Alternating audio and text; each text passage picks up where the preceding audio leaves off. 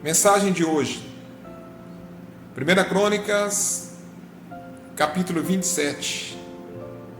Nós estamos lendo o livro de 1 Crônicas e desde o início da leitura nós temos entendido que este livro foi escrito pelo sacerdote, provavelmente Esdras, com o propósito de motivar o povo que estava voltando do cativeiro babilônico para se estabelecer novamente em Jerusalém e em Israel.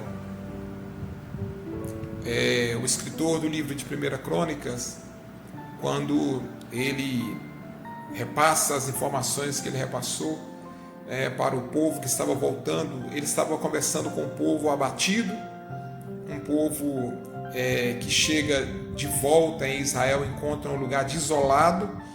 Eles teriam que reconstruir tudo novamente, e ele busca motivar esse povo com as palavras que ele fala. Então ele conta toda a história de Israel para aquele povo, para mostrar para eles de onde que eles vieram, a origem deles. Foca muito na história de Davi, fala bastante a respeito do reino de Davi, da glória de Israel no tempo de Davi. E aqui no capítulo 27 nós encontramos mais uma situação dessa. Nós encontramos o escritor falando a respeito da glória de Israel nos dias de Davi, falando a respeito da quantidade de pessoas que serviam a Davi nos serviços diários. E ele mostra aqui que eram vários turnos de 24 mil homens, 24 mil pessoas trabalhando para o rei a cada dia direcionados por um líder do dia. Então eram vários turnos diários, cada dia um turno, com uma imensidão de pessoas trabalhando. Por quê? Porque havia um mover de Deus tão grande. Israel era tão abençoado e próspero na época, e ele demonstra para Israel essa glória passada. Ele fala para Israel dessa glória passada, não como nostalgia, para eles ficarem ali lembrando, como a gente foi grande, como nós somos grandiosos, não, mas para que eles pudessem entender onde a fidelidade poderia levá-los. Se eles fossem fiéis a Deus, o mesmo Deus que tinha feito Israel grande um dia, faria Israel grande novamente.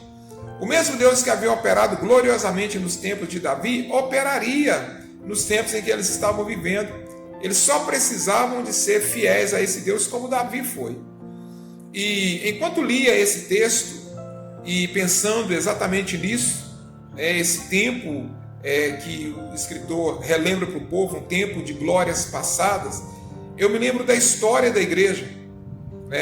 Há muito pouco tempo que eu estou no Evangelho. Eu estou no Evangelho desde 1991, está fazendo 30 anos agora, que eu me converti, que aceitei a Jesus como meu Senhor e Salvador. Mas algumas pessoas, até alguns que me ouvem, estão no Evangelho há mais tempo do que eu e têm mais história para poder contar.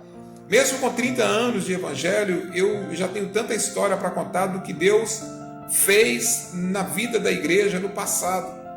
Quanta coisa Deus operou, quantos milagres, quanto mover de Deus nós já testemunhamos, e eu testemunhei nesses 30 anos, e as pessoas que vieram antes de mim, aqueles que estão no Evangelho há mais tempo do que eu, sem sombra de dúvida, testemunharam coisas muito maiores. Nós ficamos pensando como que a igreja de hoje está aquém daquilo que Deus pode fazer. Como que o povo de hoje, a igreja cresceu muito, mas as pessoas de hoje, os crentes de hoje, eles não têm experimentado aquilo que nós experimentamos no passado. O mover de Deus que nós experimentamos no passado, a manifestação de Deus em nós e através de nós que nós experimentamos no passado.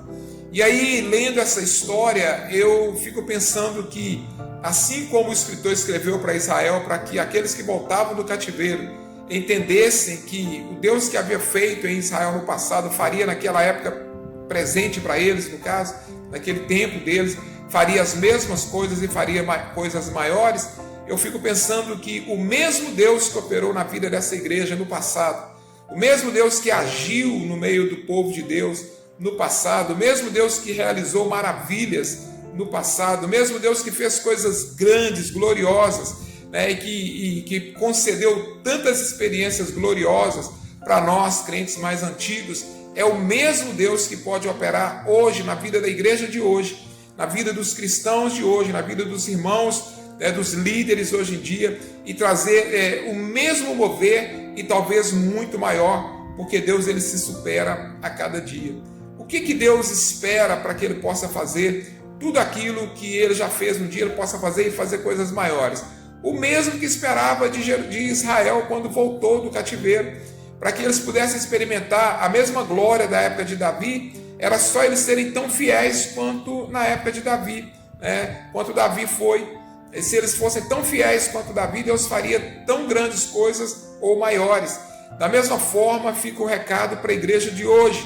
Se nós formos tão fiéis quanto os nossos antepassados, quanto os nossos avós, quanto os nossos bisavós, quanto os crentes das décadas passadas, se formos tão fiéis quanto eles, Deus vai realizar nas nossas vidas e através de nós e no nosso tempo coisas maiores do que Deus realizou naquela época. Deus vai fazer coisas tão grandes quanto eles faziam e vai fazer coisas maiores ainda, se nós simplesmente formos fiéis. O que impede o agir de Deus é a falta de fidelidade, a falta de qualidade de vida cristã, a falta de comprometimento com Deus. Se nós formos fiéis, nós vamos experimentar o melhor de Deus no tempo presente. Seja fiel em nome de Jesus. Deus, ajude a tua igreja, Pai. Nos ajude a ser fiéis. Nos ensine, Pai querido, a caminhar com o Senhor. Nós temos, ó Deus, falhado tanto na nossa vida contigo. Nos ajude a melhorar, para que o Senhor possa glorificar o teu nome através da nossa vida e maravilhas possam acontecer nos nossos dias, milagres tão grandiosos quanto, ó Deus, os nossos irmãos das eras passadas, das décadas passadas experimentaram. Nós vamos experimentar se formos tão fiéis quanto eles. Ajuda a igreja de hoje, em nome de Jesus. Amém. Deus te abençoe.